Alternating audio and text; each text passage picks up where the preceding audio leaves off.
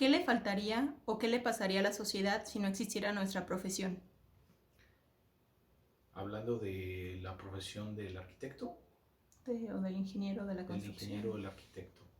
Yo creo que el ingeniero y el arquitecto tienen una importante participación, sobre todo porque son los actores que determinan la construcción de la infraestructura que tenemos que utilizar para nuestra vida diaria, para movernos, para vivir bajo un techo, para tener servicios que permitan la convivencia entre todos los ciudadanos.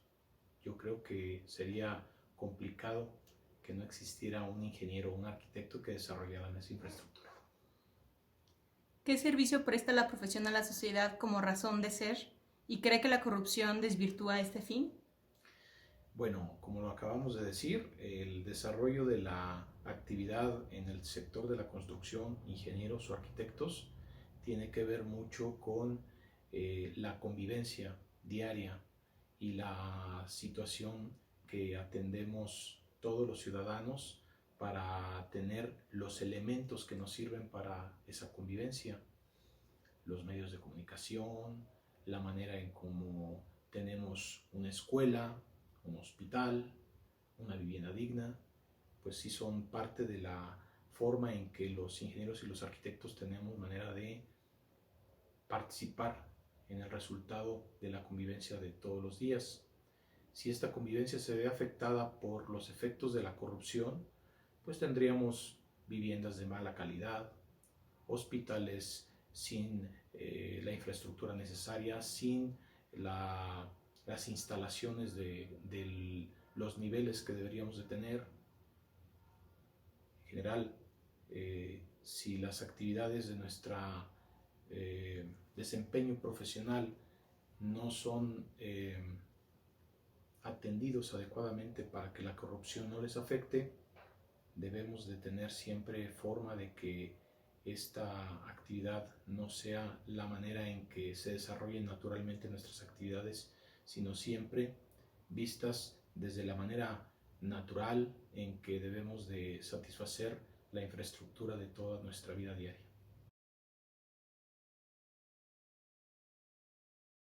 ¿Qué servicio presta la profesión a la sociedad como razón de ser? ¿Y cree que la corrupción desvirtúa este fin? Los ingenieros y los arquitectos tenemos manera de participar en el resultado de la convivencia de todos los días. Si esta convivencia se ve afectada por los efectos de la corrupción, pues tendríamos viviendas de mala calidad, hospitales sin la infraestructura necesaria, sin las instalaciones de los niveles que deberíamos de tener. ¿Qué considera que deben hacer diferente los nuevos profesionistas para evitar los actos de corrupción? Bueno, yo creo que debemos de estar formados sobre bases sólidas de valores éticos. Todos los profesionistas, si nos guiamos por una conducta correcta de ganar nuestros contratos, de ganar nuestras actividades profesionales de la manera correcta, pues no tendríamos por qué recurrir a la corrupción para desarrollar nuestras actividades. ¿Dónde se puede denunciar un acto de corrupción referente al ámbito profesional? El Código Civil que nos rige a los profesionistas regula la actividad ética de todos nosotros y a través de los colegios de profesionistas regularmente podemos hacer denuncias del acto corrupto que un profesionista está cayendo para desarrollar su actividad profesional. ¿Considera que debe ser el gobierno y los políticos los que combaten la corrupción? Pues yo creo que es una tarea de todos, no solo el gobierno, los mismos ciudadanos, porque creo que es un tema sistémico, entonces entre más personas participemos en combatir la corrupción, pues mejor. ¿Cambió su percepción de la profesión respecto a la corrupción saliendo de la carrera o fue la misma? No, creo que sí es diferente una vez que acabas el periodo de estudiante, porque en este periodo te imaginas que saliendo vas a hacer las cosas bien, ¿no? y a veces nosotros utópicamente o ilusamente creemos que todo en la vida se rige haciéndolo correctamente, cuando afuera lo que hacen los demás es irse por el camino más fácil o en cierta forma el que sea más eficiente, tratando de siempre tener como el mayor rédito en el menor tiempo. Entonces, para ello, muchas veces las personas tienden a hacer actos de corrupción.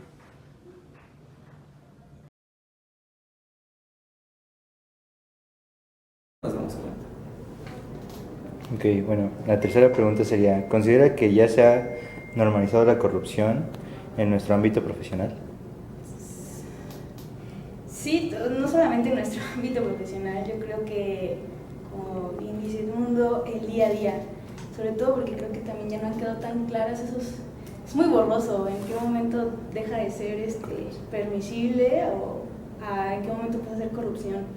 Y creo que, como bien lo menciona, es algo cultural.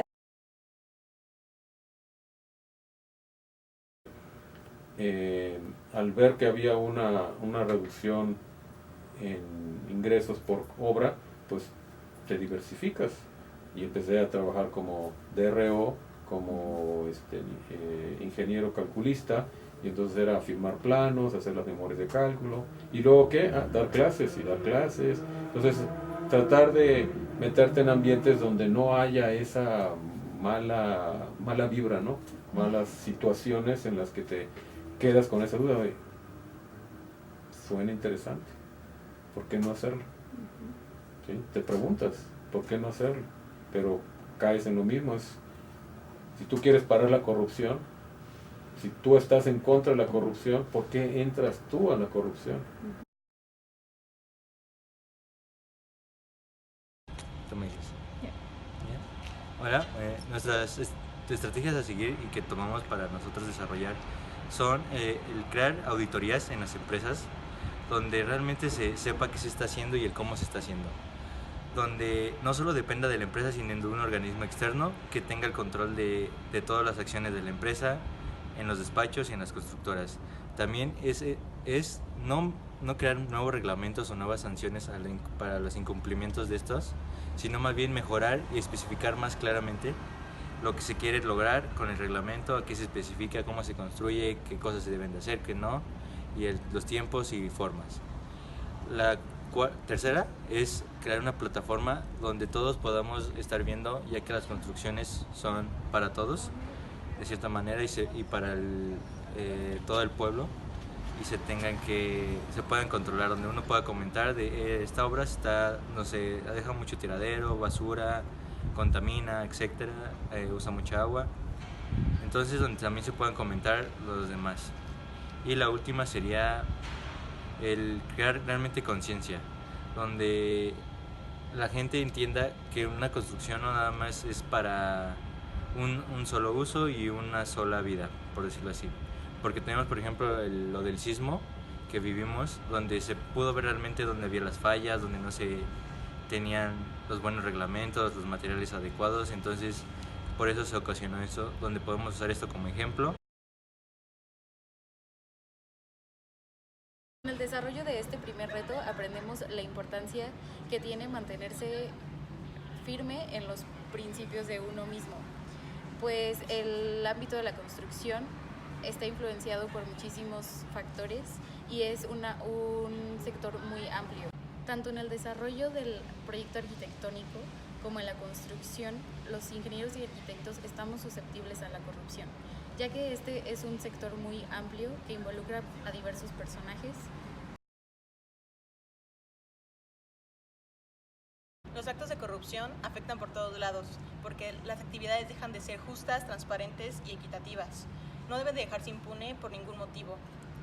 Una de las oportunidades para poder fomentar que se dejen de tener los actos de corrupción es subir las multas, porque si es tan fácil traspasar la ley, se vuelve más apto para que las personas puedan cometer esos actos de corrupción. Al final y al cabo son actos egoístas que no ven por el bien común ni por el bien benéfico de toda nuestra comunidad.